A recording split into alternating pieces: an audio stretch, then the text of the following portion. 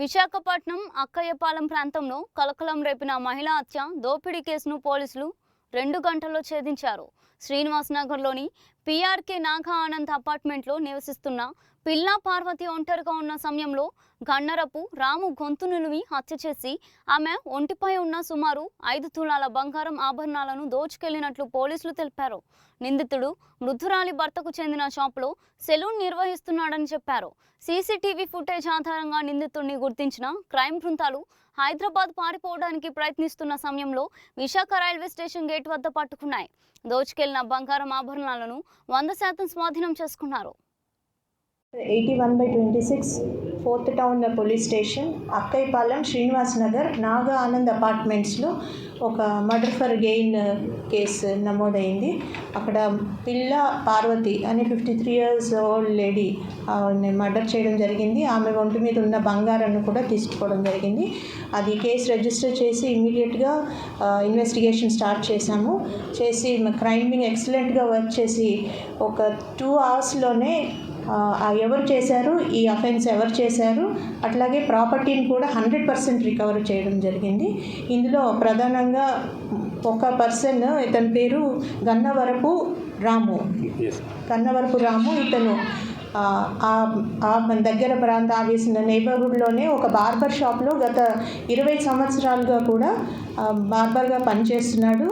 ఈ డిసీజ్డ్ ఎవరైతే ఉన్నారో ఆ లేడీ వాళ్ళు ఈ షాప్ని అతనికి అద్దెకి ఇవ్వడం జరిగింది. అదే షాప్లో వాళ్ళ షాప్లోనే రెంట్కుంటున్నాడు. అయితే దీనికి మోటివ్ ఏమని తెలిసిందంటే విచారణలో ఇతను గత కొన్ని 2-3 నెలలుగా వాళ్ళకి అద్దె చెల్లించడం లేదు. వాళ్ళు అద్దె చెల్లించాలని గట్టిగా అడగడం జరిగింది నిన్నటి రోజున. అయితే ఇతను రీసెంట్గా ఆ షాప్ని రెనోవేషన్కి కొంత అమౌంట్ని కూడా బాగా పెట్టాడు. ఇప్పుడు వాళ్ళకి అద్దె ఇవ్వకపోతే ఖాళీ చేయాల్సి వస్తుందని ఆ కోపంతో అతను వాళ్ళ ఇంటికి వెళ్ళినప్పుడు ఆవిడ ఒంటరిగా ఉంది. వాళ్ళ హస్బెండ్ కూడా షాప్కి వెళ్ళడం జరిగింది. ఉన్నప్పుడు ఆ హీటెడ్ ఆర్గ్యుమెంట్లో ఆమెను చంపడము, ఆమె ఒంటి మీద ఉన్న నగలు ఏవైతే 100% రికవరీ చేసామో ఇప్పుడు యూ కెన్ సీ దట్ ఇది చేసి అతను ఎవిడెన్స్ని కూడా దాచిపెడదామని అది సైంటిఫిక్గా మేము ఐడెంటిఫై చేయడం జరిగింది. తన డ్రెస్ని కూడా వేసుకున్న షర్ట్ వచ్చినప్పుడు ఒక షర్ట్, వెళ్తున్నప్పుడు ఇంకొక షర్ట్ వేసి ఇలాగ అనేక విధాలుగా ప్రికాషన్స్ తీసుకుంటూ తప్పించుకుందామని ప్రయత్నం చేశాడు.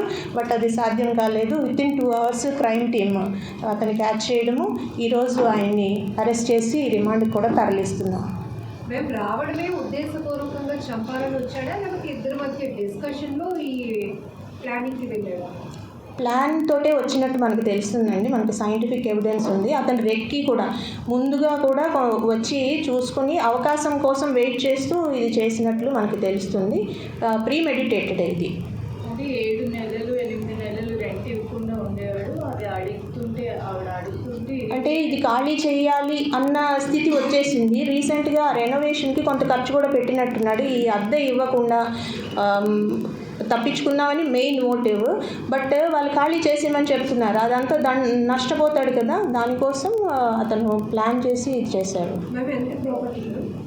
దాదాపు 5 తులాస్. ఆమె ఒంటి మీద చెవి దుద్దులు, మంగళసూత్రం ఒకటి, నల్లపూసలు అండ్ మనకి వాళ్ళు రిపోర్ట్ చేయలేదు. బట్ అడిషనల్గా ఇంకో గోల్డ్ చైన్ కూడా ఆమె ధరించి ఉన్నారు. అది కూడా మనం ఈ పర్సన్ కన్ఫెషన్లో వాళ్ళ ఇంట్లోంచి రికవరీ చేయడం జరిగింది. అతని ఇంట్లోంచి, ముద్దాయి ఇంట్లోంచి కూడా బ్రేక్ చేసే ప్రయత్నం చేసినట్టు అతను చంద్రశేఖర్ గారు చెప్పారు.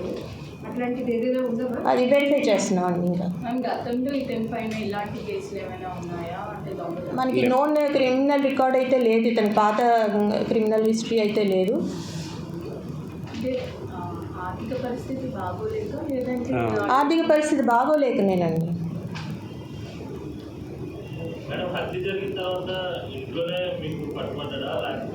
లేదు, అతను అది మనకి 2 hours పైగానే పట్టింది. దాదాపు 2 hours పట్టింది అతనికి హత్య చేసిన తర్వాత అతను వెళ్ళిపోయాడు అక్కడి నుంచి. మనం పక్కా ఆధారాలతో అతను ట్రాక్ చేసి పట్టుకోవాల్సి వచ్చింది. బయట దొరికాడు అతను మనకి. అతని సెల్ ఫోన్ కూడా మనకి సీన్లోని దొరికింది. సీన్ ఆఫ్ అఫెన్స్లో మనకి అతని సెల్ ఫోన్ కూడా దొరికింది. రాము లోకల్ పర్సన్ మేడం లేకపోతే వేరే జిల్లా నుంచి ఇక్కడ ఉపాధి కోసం వచ్చింది? Local person and more than 30 years. ఒరిజినల్గా నేటివ్ ఆఫ్ శ్రీకాకుళం, 35 yearsగా ఇక్కడే నివాసం ఉంటున్నాడు. ఈ షాపు ఒక 20 years నుంచి వీళ్ళ షాప్లో రెంట్కి తీసుకుని అతను బిజినెస్ చేస్తున్నాడు. సో అంటే 20 ఏళ్ళుగా యజమానురాలు ఎస్, నోన్ పర్సన్, వాళ్ళ టెనెంట్గా ఉంటున్నాడు, కొనసాగుతున్నాడు ఇతను. మ్యామ్ ఎప్పుడు చెప్తూనే ఉంటారు ఒక మోరల్ మెసేజ్ అనేది. సో ఒంటరిగా ఉండేవాళ్ళు కానివ్వండి, ఇట్లాంటి పరిస్థితుల్లో నిన్న వాచ్మెన్ వాళ్ళు కూడా చెప్పారు, ఎవరిళ్ళల్లో వాళ్ళే ఉండటం వల్ల వాళ్ళు ఉన్నారో లేకపోతే ఏమయ్యారో కూడా తెలియలేని సిచ్యువేషన్స్ అని. సో ఫైనల్ ఏం చెప్తారు మ్యామ్? సీసీ కెమెరాలు ఉంటున్నాయి, సిటీ కల్చర్లోనే ఇట్లాంటి మర్డర్స్ జరుగుతుంటాయి. సీసీ కెమెరాస్ మనకి చాలా ఒక వైటల్ పీస్ ఆఫ్ ఎవిడెన్స్ని ఇచ్చాయి, క్లూస్ ఇచ్చాయి. అయితే మీరు అన్నట్టు ఆ ఫ్లోర్లోనే మనకి కరెక్ట్ ఎవిడెన్స్ చెప్పేవాళ్ళు లేరు. ఒక ఇమీడియట్ నైబర్ అయితే ఆ టైంలో తను బయటకు వెళ్ళాను, అప్పటికే హాఫ్ అన్ అవర్ బిఫోరే బయటకు వెళ్ళానని ఒకళ్ళు చెప్పడం జరిగింది. వేరే వాళ్ళైతే మేము ఎవరిని గమనించలేదని కూడా చెప్పారు. సో కొంచెం అవేర్నెస్ కూడా, స్ట్రేంజర్స్ కానీ ఎవరైనా అనుమానాస్పదంగా 2-3 times పర్పస్లెస్, ఎయిమ్లెస్గా అక్కడ మూవ్ అవుతున్నా కూడా వాచ్మెన్ కానీ వాళ్ళు క్వశ్చన్ చేయాలి యాక్చువల్గా. ఎందుకు ఇన్నిసార్లు వస్తున్నారు, ఏం పర్పస్ ఏంటి అనేది, అది అటువంటిది ఉండాలి కొంచెం మెకానిజం. అపార్ట్మెంట్స్లో ఉంటున్నప్పుడు నైబర్స్ కూడా కొంచెం గమనిస్తూ ఉండాలి, ఏంటి ఫ్లాట్స్ పక్క వాళ్ళ ఏం జరుగుతుందని కొంచెం అలాంటి చర్యలు తీసుకోవాలి. సీసీ కెమెరాస్ అయితే మనకి ఈ కేసులోనైతే సీసీ కెమెరాస్ ఉన్నాయి. ఒక్కలేనండి.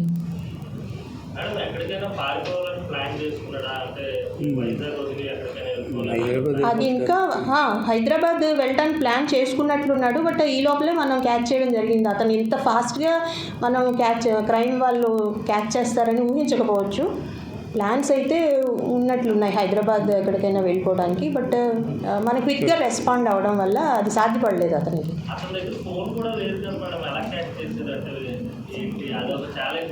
సైంటిఫిక్ ఎవిడెన్స్ మీకు చెప్తున్నాం కదా, సైంటిఫిక్గా ఉంది.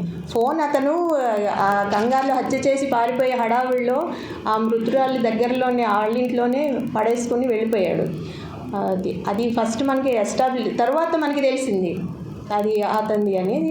వేరే ఎవిడెన్స్ ద్వారా సైంటిఫిక్గా అతన్ని ఐడెంటిఫై చేయడం జరిగింది, అలా పర్సూ చేశాం. అంటే స్ట్రాంగులేట్ చేసినట్టు మనకి లిగేచర్ మార్క్ అది కూడా కనిపిస్తుందండి.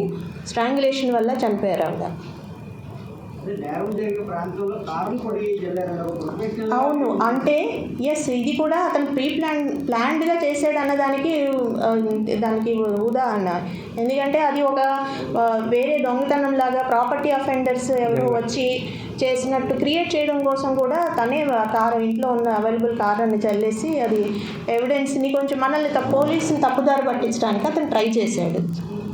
అంటే ప్రతి ప్రెస్ మీట్లో మీరు చెప్తూ ఉంటారు సీసీ టీవీలు అనేవి పెట్టుకోవచ్చు, సీసీ ఫుటేజ్ ఆధారంగా అన్ని కేసులు ఛేదించవచ్చు అని మీరు చెప్తూ ఉంటారు. అంటే ఇది ఎలా మ్యామ్? సీసీ ఫుటేజ్ కొంతమందికి సౌండ్ ఉండొచ్చు, కొంతమందికి లేకపోవచ్చు, వాచ్మెన్ ఉండొచ్చు లేకపోవచ్చు. అంటే ఇంకా సీసీ ఫుటేజెస్ పెట్టుకోవాలంటే ఎలా, ఏ విధంగా చెప్తున్నారు?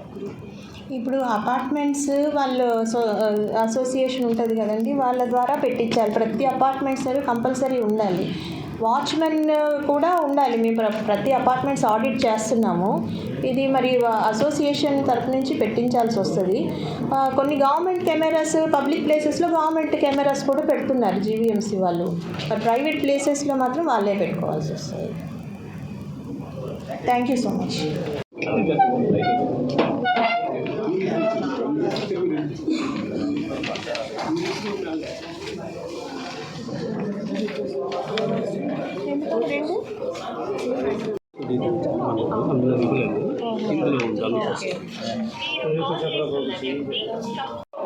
కూర్చోండి.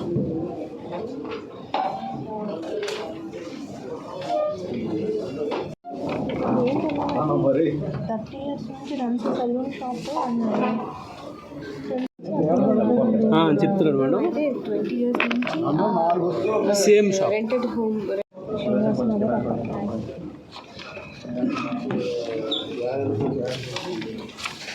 20 years నుంచి ఉంటున్నాడు.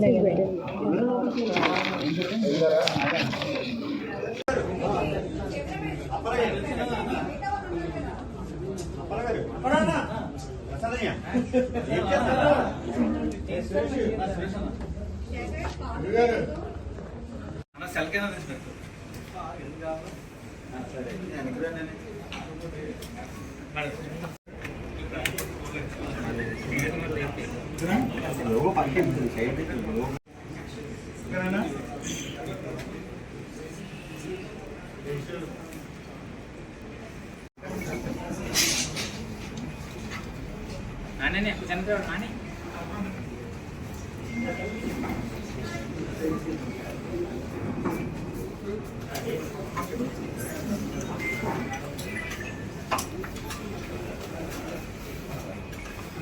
ఈ షాప్ ని అతనికి అద్దెకి ఇవ్వడం జరిగింది. అదే షాప్ లో వాళ్ళ షాప్ లోనే రెంట్ కొంటున్నాడు.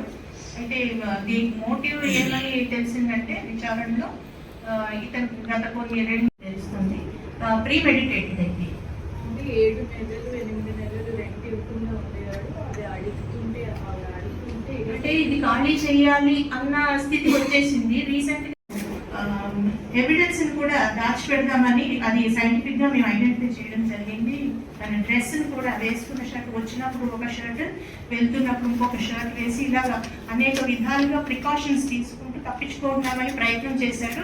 బట్ అది సాధ్యం కాలేదు. వితిన్ 2 hours దాదాపు 5 తులాస్ ఆమె ఒంటి మీద చెవి దుద్దులు, మంగళసూత్రం ఒకటి, నల్లపూసలు అండ్ మనకి వాళ్ళు రిపోర్ట్ దాదాపు 2 hours పట్టింది. అతని హత్య చేసిన తర్వాత అతను వెళ్ళిపోయాడు అక్కడి నుంచి. మనం ఆధారంతో పక్క ఆధారాలతో అతను ట్రాక్ చేసి పట్టుకోవాల్సి వచ్చింది. బయట దొరికాడు అతని సెల్ ఫోన్ కూడా మనకి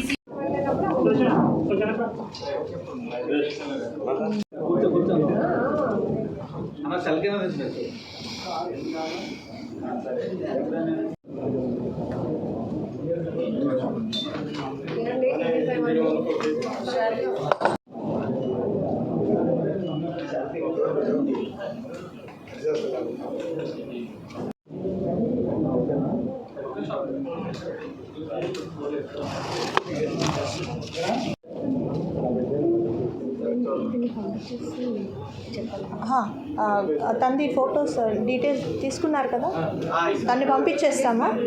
థ్యాంక్ యూ.